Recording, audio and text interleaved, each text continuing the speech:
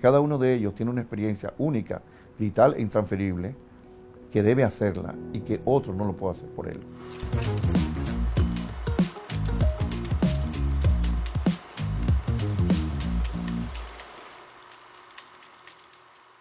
Soy Fidel Múnich Eusebio, dominicano. Nací en Santo Domingo y me crié en San Cristóbal. Estudié en mi juventud filosofía, hice crítica de cine en la prensa nacional en los años 80. A mediados de esos años, de esa década, con una beca me fui a estudiar a Checoslovaquia, que entonces era un país socialista, y permanecí allí en el centro de Europa, en Praga. Me fui por 4 años, pero duré 8 y regresé al país a mediados de los años 90 y desde entonces resido en mi país y me dedico a la docencia universitaria. Soy profesor universitario, filósofo por vocación y profesión y escritor también, por vocación diría también.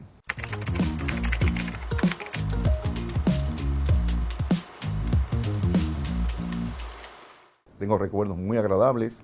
Mi niñez transcurre en San Cristóbal. Es una niñez y también una adolescencia provinciana, rodeado de mujeres, mi madre, mi abuela, mis tías, de mis hermanas, mis hermanos y mis tías de Santo Domingo también. Mi madre me traía con frecuencia a la capital a visitar a mi otra familia paterna, a mis tías. Tengo muy bellos recuerdos de esa época, de una familia muy politizada, porque siendo pequeño me enteraba de los acontecimientos políticos, por ejemplo, del desembarco de Caracoles, del coronel Camaño, con apenas 11 años por cumplir, y otros acontecimientos. Y de mi adolescencia, recuerdo también mi integración a la juventud católica.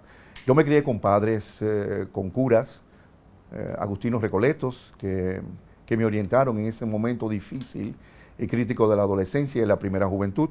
Y tengo recuerdos muy agradables, me orientaron en la vida, me enseñaron un camino, me dieron un método, me enseñaron el amor a la lectura, el amor por el estudio, y les agradezco eso infinitamente. También en esa época, ya de la adolescencia, de la rebeldía, me ligué a la izquierda, a partidos de izquierda. Estuve entre ambos, digamos, entre dos mundos. Por un lado, el cristianismo católico y por otro lado, el socialismo marxista, ¿no? Y estoy hablando de los años 80 en una época en que había mucho diálogo y también mucha confrontación. Creo que cuando miro atrás mi niñez provinciana en San Cristóbal, rodeado de mi madre, mis hermanas, mis tías, pues sí me siento muy feliz. La casa materna se vendió y siento nostalgia por eso. Pero siempre estoy ligado digamos, a ese pueblo, ¿no? donde yo crecí.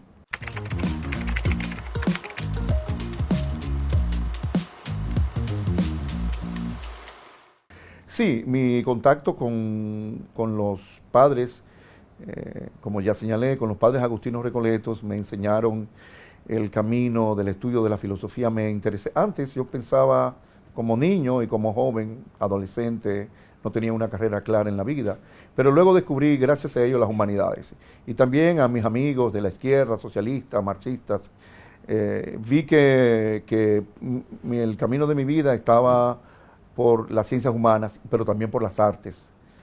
Ya en la adolescencia me interesaba mucho el cine, la literatura, y me fui por ese camino y encontré en la filosofía del arte un medio de conciliar ambas cosas, tanto las humanidades como las artes. De ahí mi amor por la estética, ¿no?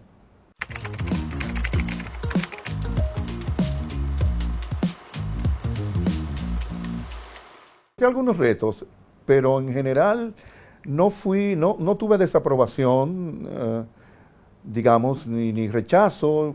Yo no lo pensé mucho. No pensé, tal vez los muchachos de hoy piensan antes de elegir una carrera en si es perspectiva, si es lucrativa, si deja dinero. Yo fui fiel a mi vocación y no, como decimos, no le di mente a ese hecho. Recuerdo un encuentro con mi padre, cuando con 17 años, 18 años, un día me pregunta, en esa época vivía con él, y en Santo Domingo, y me pregunta, mijo, ¿y qué tú vas a estudiar? Y yo le dije, papá, yo voy a estudiar filosofía. Y me dice mi padre, filosofía, mijo. Pero esa carrera no deja en este país. Tú te vas a morir de hambre como filósofo. Y yo le dije, bueno, papi, eso es lo que yo quiero estudiar. Siempre le digo a mis estudiantes de la UAS, soy profesor universitario en la Facultad de Artes y en la Facultad de Humanidades, les digo cuando les en una clase, una asignatura que enseño, que es Introducción a la Filosofía, que al elegir una carrera deben seguir el llamado interno. Eso que se llama vocación, que no tiene nada que ver con la religión, que parece que se le da solo una connotación religiosa.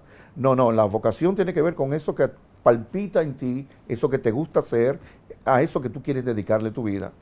Y creo que he sido, con tropiezos y obstáculos en la vida, he sido fiel a esa vocación y ese propósito que es de estudiar la filosofía, quiere decir humanidades y las artes también, la cultura, y de algún modo desde ahí pues tratar de ser y de estar en el mundo y de aportar a mi sociedad, a mi tiempo.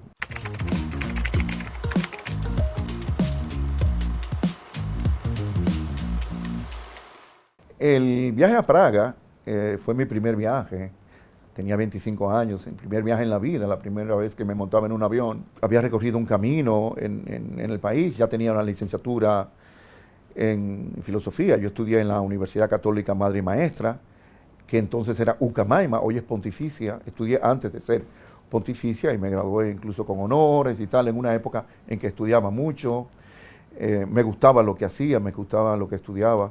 Y conseguí la beca y eso me abrió las puertas al mundo. O sea, empecé a ver, a recorrer el mundo y llegué a Praga, esa maravillosa ciudad. Cambié de país, de cultura, de lengua, de sistema económico y político y social. Y fue para mí un acontecimiento fundamental en mi vida, la beca de estudios que logré en la Checoslovaquia socialista de entonces, que me permitió hacer el doctorado en filosofía. Y el otro acontecimiento, aparte de mi llegada a Europa Central, a Bohemia, que así se llama la región, cuya capital es Praga, el otro acontecimiento fueron los cambios políticos que se sucedieron en el año 1989, a partir de noviembre, a la semana de la caída del muro de Berlín, en el país donde yo vivía, que era Checoslovaquia. Esos cambios que empezaron por una revuelta, una protesta estudiantil, desencadenaron otras protestas. Esos cambios se produjeron entonces y llevaron a la caída del régimen comunista de entonces, a un cambio de gobierno y a la vuelta a la democracia de principios de siglo y a la instauración de una economía distinta, que es una economía de mercado, de libre mercado, una economía capitalista. Pero yo fui testigo de esas manifestaciones masivas del pueblo checoslovaco que pedían cambios, que pedían democracia, libertad, totalmente pacíficas, sin muertos, sin autos, sin vitrinas rotas, fue con mucho civismo. Eso marcó mi vida y mi pensamiento porque me señaló, me dio a entender que era posible lograr cambios sociales y cambios políticos cuando se tiene una población madura y consciente y con conciencia de su historia.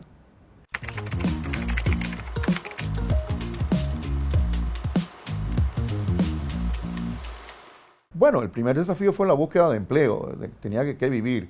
¿Qué hago ahora con esto? Con un doctorado en filosofía, en un país donde sí hay filósofos, pero no hay una tradición filosófica fuerte. ¿Qué voy a hacer? Yo tenía claro que, bueno, me voy a dedicar a la docencia. Y tal vez con suerte a la investigación o a la redacción y escritura de libros. Tuve algunos desafíos, pero en general yo puedo decir, sin jactarme, que tuve suerte porque logré insertarme en el mercado.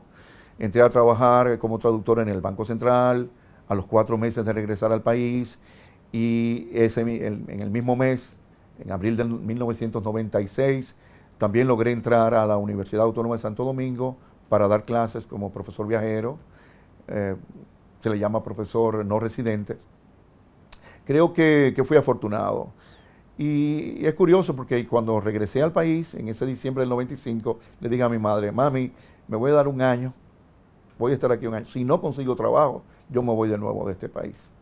Y a los 4 meses, no sé si era mi destino, porque yo había apostado por retornar a la patria, a volver acá. Yo pienso que ya no tenía sentido, mucho sentido permanecer en Europa como uno más y que tenía que echar la lucha acá, porque además aquí están mis raíces, mi familia, es mi país y creo que mi tarea era crearme un espacio acá. Gracias a Dios lo he podido crear. He encontrado algunos obstáculos, pero en general creo que la decisión fue correcta. Y los obstáculos que he encontrado son los que encuentran muchos otros profesionales, no solamente en el área de humanidades o de artes o de las ciencias, en cualquier área, ¿no? Son obstáculos que uno tiene que tratar de vencer teniendo las cosas claras, con voluntad, con firme voluntad, con decisión. Si apuestas por regresar al país, aunque no te guste el país, aunque no te gusten muchas cosas del país, aunque no sea el país que dejaste o esté peor o mejor, es tu decisión y tienes que permanecer firme a esa decisión. Yo creo que lo hice bien y los obstáculos fueron sorteados en su momento y seguimos, ¿no? Porque los obstáculos siempre van a estar ahí.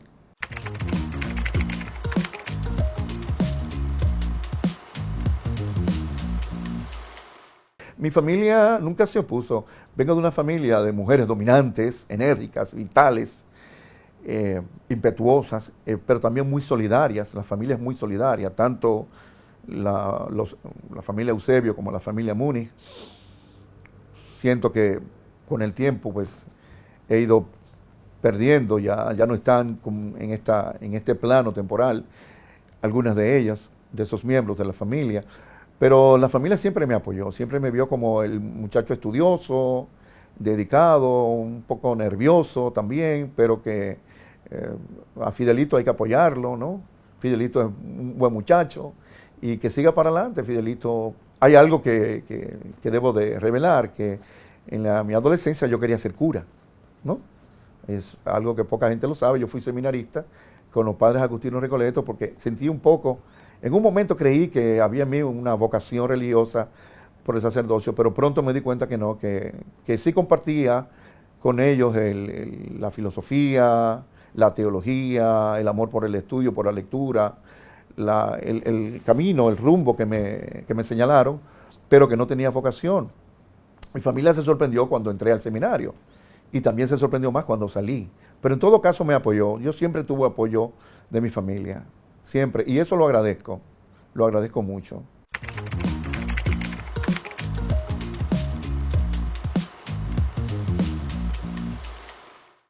Sí, en este momento ocupo el vicedecanato de la Facultad de Artes de la Universidad Autónoma de Santo Domingo, que es un compromiso, porque el vicedecano acompaña al decano o a la decana en todas las labores docentes, administrativas, en la gestión. Y uno tiene el compromiso de hacer una buena gestión, quiere hacerla y trata de hacerla.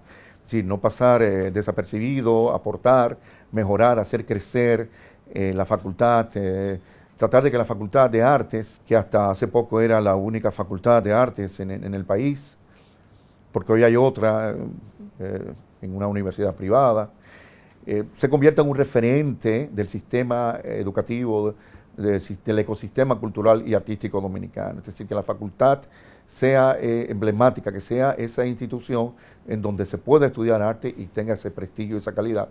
Estamos en ese camino. La facultad cumple ahora en noviembre 25 años y nosotros tomamos todo el empeño en mejorar, en adaptarnos, en actualizarnos, en internacionalizar la facultad.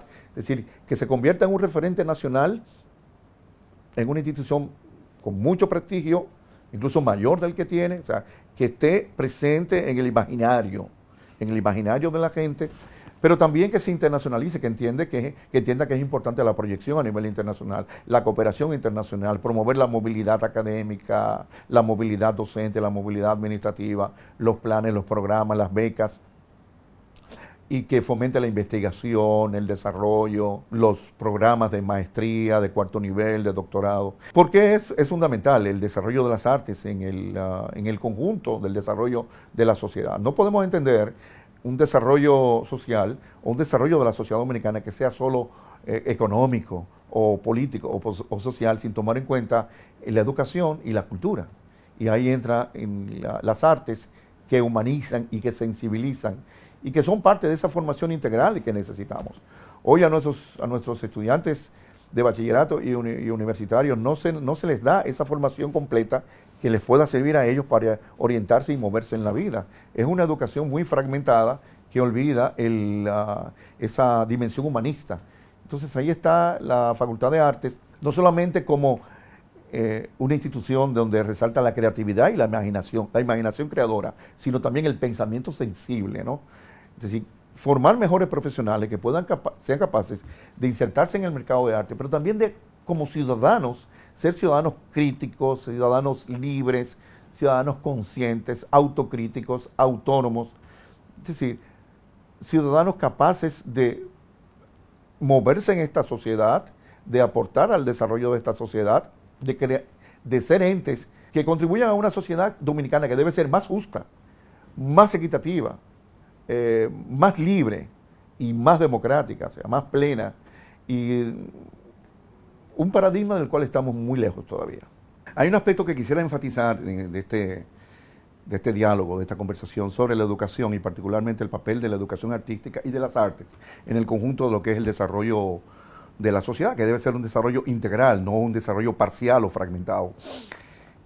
Creo que debe haber, y esto lo deben comprender las autoridades académicas, no solamente de la UAS, sino de cualquier universidad nacional, que hay ese diálogo entre, hoy lo que gobierna en la educación superior es el diálogo de saberes, el necesario diálogo de saberes, y que las ciencias, las humanidades y las artes están todas, y cuando hablo de las ciencias incluyo la técnica y la tecnología, deben estar en una relación de comunicación permanente y de interdependencia. Eso es lo que hace posible esa formación integral del estudiante y también el desarrollo de la sociedad como un todo. No debemos verlo como algo separado, como que esto es más importante que lo otro. La educación de hoy debe ser inclusiva y esto incluye cambios y transformaciones en los currículos, en los contenidos, en las estrategias, en las estructuras. Una educación que sea verdaderamente liberadora y emprendedora. Hoy se habla mucho de emprender, ¿no? De crear individuos emprendedores. Pero ante todo hay que crear individuos emancipados de cualquier tipo de opresión, de sometimiento, de alienación, de los poderes fácticos, de los poderes globales, incluso del poder político. Hay que velar, hay que buscar una educación realmente transformadora o transformativa, como otros llaman, capaz de liberar al individuo de las cadenas que lo mantienen subyugado. Es el individuo de hoy, el individuo sometido al bombardeo publicitario, al bombardeo de las redes, a la llamada posverdad, a las nuevas formas de alienación y enajenación que hoy nos atan y nos esclavizan.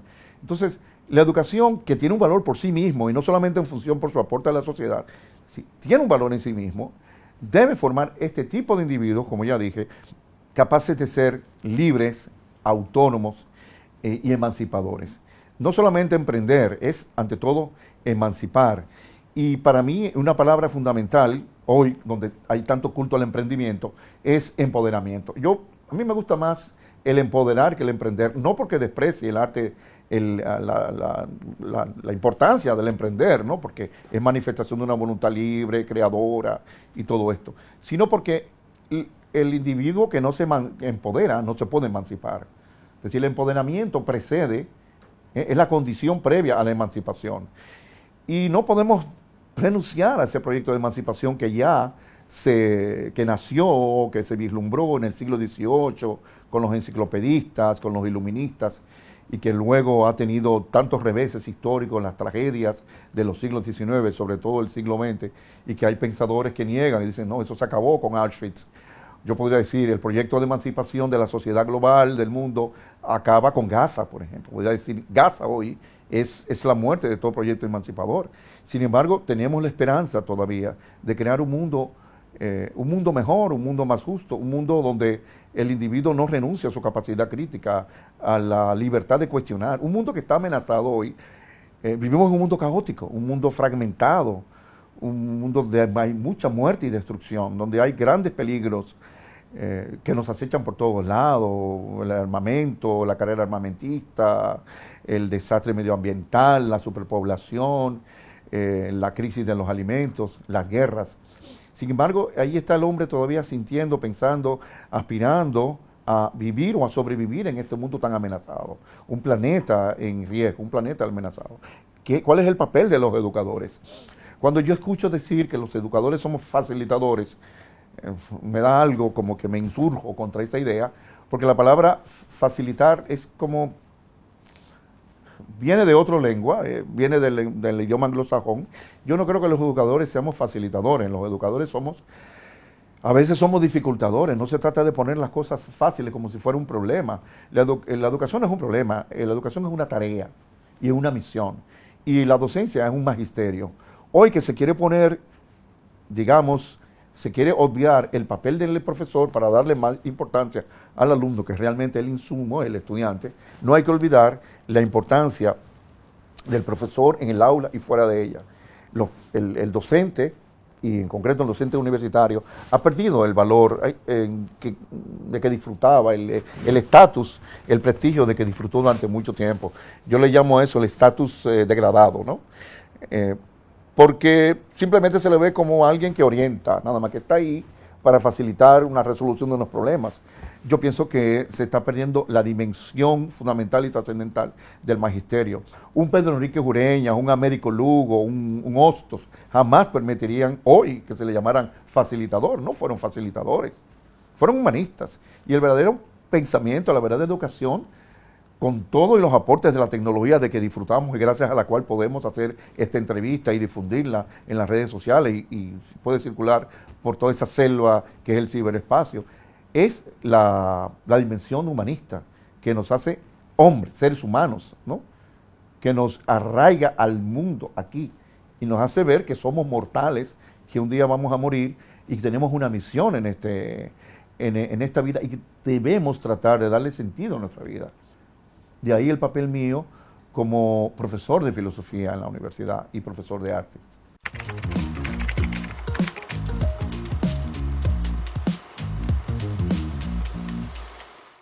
El mayor obstáculo es la indiferencia y la apatía de mucha gente. No solamente la ignorancia, porque la ignorancia es un mal de que padecemos, pero cuando somos tan autocomplacientes y nos autosatisfacemos y nos creemos la gran cosa, el ombligo, no queremos pensar, ¿no? Esto es una sociedad que se niega a pensar. No es lo mismo pensar que opinar. En los espacios televisivos y mediáticos y radiales se opina mucho, están los opinólogos, los influencers y tal, pero pensar exige disciplina, como lo tenemos acá, rigor, dedicación, meditación. Pensar significa encontrarme con mí mismo, cuestionarme a mí, cuestionar al mundo, sentarme, tomar un tiempo, en lugar de hablar, mirarme hacia mí mismo, ¿no? Pensar es difícil, y pensar es una de las cosas más difíciles del mundo. De ahí que la gente se niega a ello. Cuando yo digo, no digo opinar, la gente cree que piensa porque dice cualquier cosa. Pensar es un oficio, uno de los oficios más retadores, yo diría, del mundo. Pero nos negamos a pensar. ¿Y cómo podemos cambiar un mundo, cambiar una sociedad, cambiar una realidad si nos negamos primero a pensarla o a repensarla? Entonces la tarea de nosotros es crear arte, pero también pensar el arte. Crear vida, pero también pensar la vida. Estar en el mundo, pero también pensar qué significa estar en el mundo, aquí y ahora, hoy.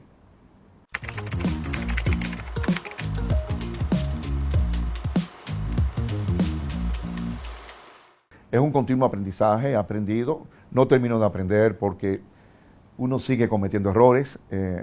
La vida es un tanteo, es eso, prueba de ensayo y error, continuamente. He aprendido que soy un ignorante, que no debo ser un pseudo doctor, un pseudo sabio, debo buscar la verdadera sabiduría, que la felicidad no es algo que está dado, es un propósito, digamos, que uno debe tratar de ser feliz con lo que hace, que debe tratar de obedecer ese llamado y ser fiel a la vocación. Haz aquello que te gusta hacer sin dañar al otro, y si te pagan por ello, pues mucho mejor. Por eso yo enseño, porque es, como digo, un apostolado, un magisterio. Me gusta enseñar, me gusta comunicar experiencias, y aunque a veces parece tedioso en la tarea de la enseñanza, con estudiantes que son apáticos, que son indiferentes, o que solo van a la clase por la nota, yo trato de enseñarles de que no se trata solamente de eso, de poner una nota. Se trata de hacer un recorrido en la vida, de recorrer un trayecto, de crecer, ¿no? De hacer una experiencia en este mundo y que cada uno de ellos tiene una experiencia única, vital e intransferible, que debe hacerla y que otro no lo puede hacer por él.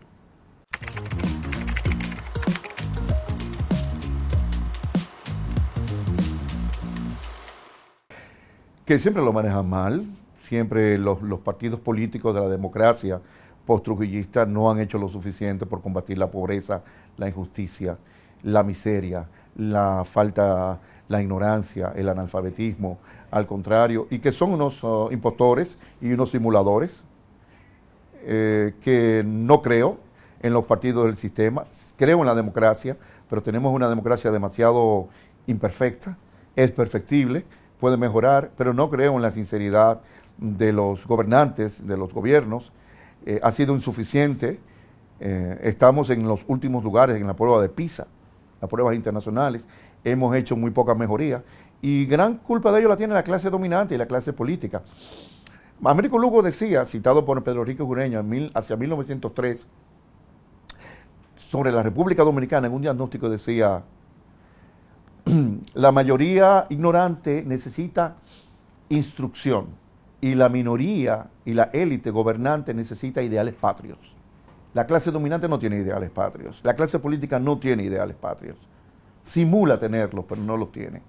Entonces, la mayoría ignorante no se instruye, no se puede instruir, y la élite dominante, es decir, la minoría ilustrada, como decía Américo Lugo, tampoco tiene ideales patrios, tampoco tiene una convicción de lo que es el país, el desarrollo, la necesidad de desarrollo, de progreso, de mejorar las cosas, porque no tiene un proyecto nacional. Entonces, hay esa insatisfacción de parte de los educadores, y yo me considero uno de ellos, porque no se hace lo suficiente y no se quiere hacer. Entonces se dice, la educación es el motor del desarrollo de los pueblos, pero parece un cliché. Realmente lo es, pero el problema no es decirlo, el problema es vivir esto. Vivir realmente esa tesis, esa afirmación que es verdadera, ¿no? Llevarla a la práctica, llevarla al cumplimiento.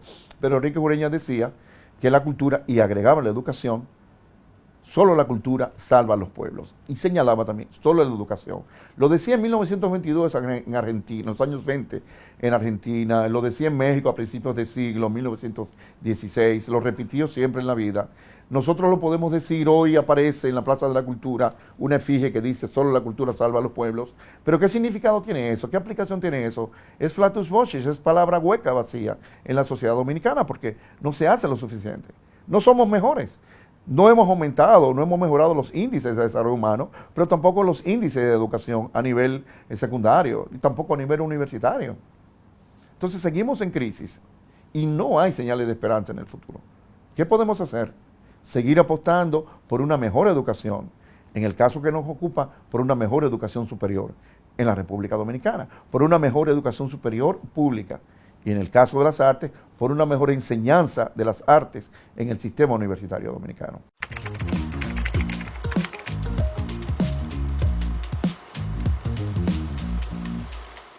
No solamente puede contribuir, es vital.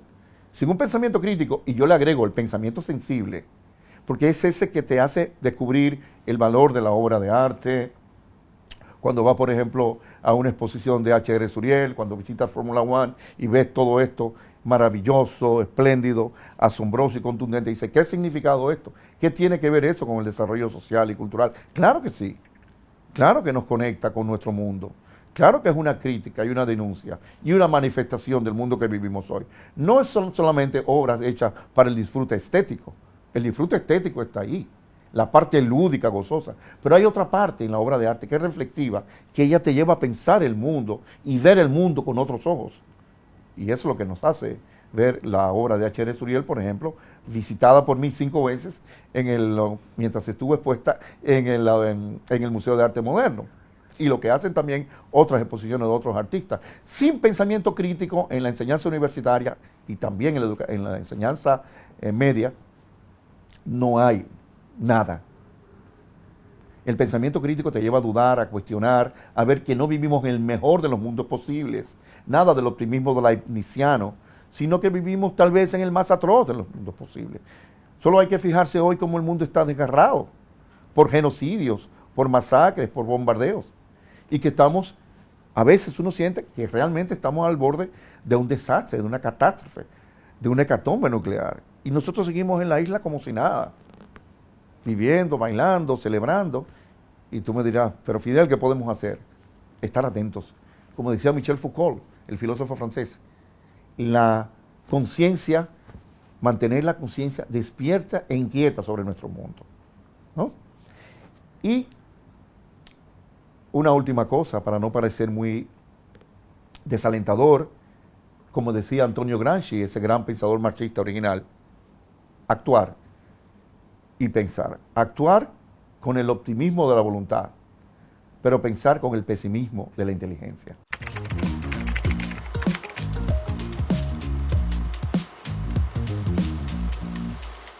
La educación general, la educación artística en particular, es fundamental. No es posible una sociedad, un individuo, un profesional de hoy sin una educación integral. Si es solo técnico, o solo humanístico, o solo científico, no es total, ¿no? Es esa formación holística integral la que permite al individuo ver el mundo en sus diversos componentes, los diversos saberes que están dialogando continuamente y le permite orientarse. Yo les digo a mis estudiantes de humanidades o de artes, ustedes tienen que aprender un segundo idioma, el inglés, que es la lengua franca de nuestro mundo, digamos, el lenguaje internacional, desde la Segunda Guerra Mundial. Tienen que aprender las tecnologías, utilizar las tecnologías digitales, los software y todo esto. No importa lo que usted estudie, tiene que saber algunas cosas que le van a permitir orientarse en nuestro mundo. Y del otro lado, a los técnicos o a los tecnólogos les falta esa visión, ese enfoque que los humaniza, ¿no? Y ahí viene la necesidad de las humanidades, que nunca van a perecer a pesar de que se quieren excluir de los programas, de los currículos de las universidades, sacar la filosofía, sacar las artes, la educación artística, materias como historia y antropología. No es posible. No es posible prescindir de las ciencias humanas. Entonces, la educación sigue siendo ese elemento motorizante del desarrollo. Pero una educación que no sea domesticadora, porque a veces decimos la educación y no decimos qué tipo de educación. Hay una educación que domestica al individuo, que lo hace dosis servir para ser simplemente, lo prepara para ser empleado y no emprendedor, empoderado, o lo prepara para decir sí a todo, para responder y someterse a las autoridades, al régimen de turno, al gobierno, sea democrático, sea autocrático o autoritario. Hay una educación que domestica, que somete, y hay que, digamos, aliena, enajena y esclaviza. Y hay otra educación que realmente libera, como diría Paulo Freire, una educación emancipadora, capaz de romper las cadenas, que convierta al individuo en una persona realmente autónoma. Y eso es lo que hay que subrayar, la autonomía del profesional, la autonomía de la persona que estudia, del ciudadano. Formar ciudadanos empoderados, ciudadanos libres que no van a ser presa del clientelismo político, de la opresión, de la manipulación mediática, de los poderes de turno. Individuos capaces de cuestionar, de dudar, porque hay que empezar por la duda. Si no hay duda, no hay liberación. La duda es el inicio. Fue en la filosofía el principio de toda sabiduría, no la afirmación o la negación simple, la duda. Cuando tú dudas, porque piensas, tú cuestionas, tú no sigues ciegamente. Y eso hace falta, ¿no? Una educación realmente transformadora, realmente liberadora y emancipadora.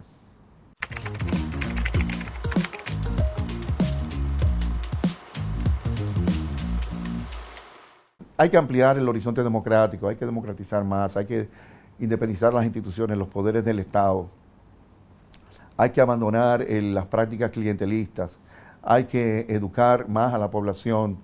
Tal vez es un harakiri para la clase política, porque el mismo Freire diría, no conviene una educación liberadora para la clase dominante. Como el poder no lo va a hacer porque el poder quiere que sigamos siendo ignorantes, que no sepamos leer ni escribir o leer un texto de manera comprensiva y analizarlo.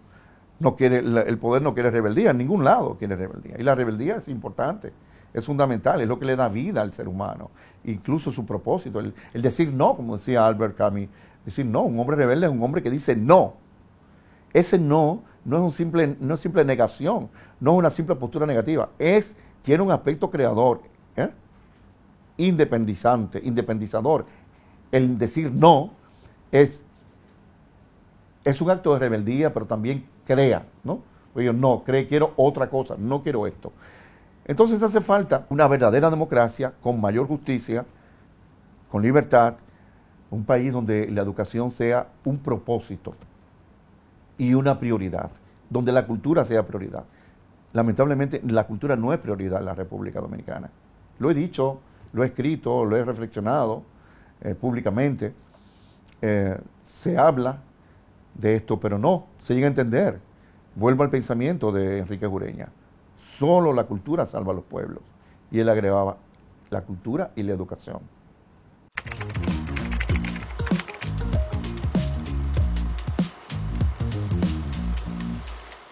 Esa pregunta siempre se la hacen a los demás y no sé cómo responderla.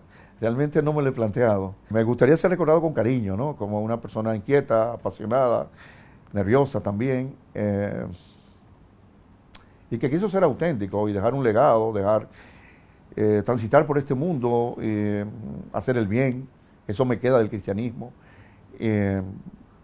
Creo que te recuerden con amor y cariño es suficiente. No importa lo grande que tú hayas hecho, la cantidad de libros que hayas publicado o lo buen profesor que hayas querido ser, pero que haya un buen recuerdo, creo que quede en la memoria de los demás.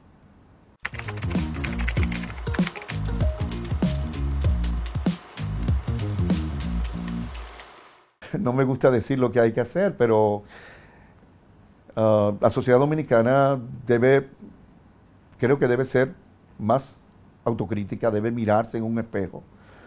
Debemos ser personas más humanas. Hemos perdido mucho la humanidad, nos estamos deshumanizando por muchos motivos, la sociedad de consumo, la indiferencia, la apatía, los vecinos no se tratan, los compueblanos tampoco, los compañeros.